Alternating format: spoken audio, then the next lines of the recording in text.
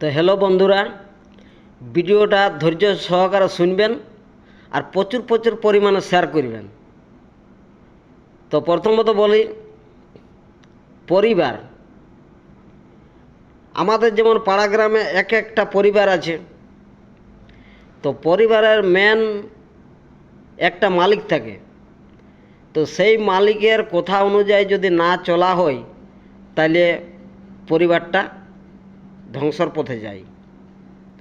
তো সেই রকম হচ্ছে আমাদের এই ভারতবর্ষটা হচ্ছে একটা সব থেকে বড় আমাদের পরিবার। তো পরিবারের যে মালিক তারা হচ্ছে নেতা মন্ত্রীরা, আর আমাদের এই যে আমজনতা যারা আছে তারা হচ্ছে একটা আমাদের পরিবারের সদস্য। তো ব্যাপারটা হচ্ছে আমাদের ভারতবর্ষকে আমাদের পরিবারকে ধ্বংস করার জন্যে বিদেশের লোকেরা অত্যাচার করে, যাতে ভারতবর্ষকে ধ্বংস করতে পারি বা আমাদের পরিবারকে ধ্বংস করতে পারি।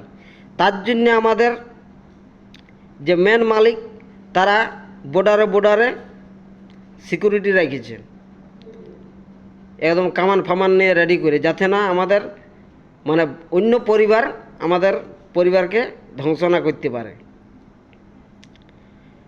তো এইভাবে পরিবারটাকে টেকায় রেখেছে আমাদের যে মেন মালিক সে।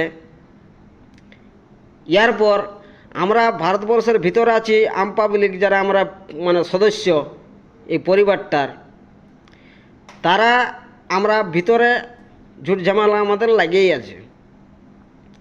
তো ব্যাপার হচ্ছে, ঝুট ঝামেলা যদি আমরা এরকম লাগিয়ে থাকে, তাইলে চাপ পড়ে মেন মালিকের। এবারে চাপ পড়লে কী করে, পুলিশ প্রশাসন পাঠায় আমজনতার কাছকে মীমাংসা করার জন্যে। সেই অনুযায়ী অনেক টাকা লইছই হয়ে যায়, তাহলে আমাদের পরিবারটার আঘাত লাগে। আর যদি আমাদের ভারতবর্ষের ভিতরে আম পাবলিকের যদি ঝুট ঝামেলা না হয় বা আমাদের পরিবারের মধ্যে যদি ঝামেলা না হয়, তাহলে আমাদের মালিকের কোনো ধাক্কা লাগবে নাই। তাইলে যথেষ্ট পরিমাণে চেষ্টা করো যাতে আমাদের পরিবারটা ঠিক থাকে, তাহলে আমাদের ভারতবর্ষর উন্নতি ধাপে ধাপে বাড়তে থাকবে। আমাদের পরিবারের উন্নতি ধাপে ধাপে বাড়তে থাকবে। আর ভালো ভালো বিজ্ঞানিক দ্বারা উন্নতর পথে নিয়ে আসার চেষ্টা হবে।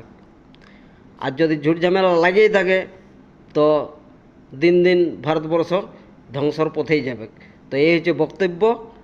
ভিডিওটা যদি ভালো লাগে তো প্রচুর প্রচুর পরিমাণে শেয়ার করো।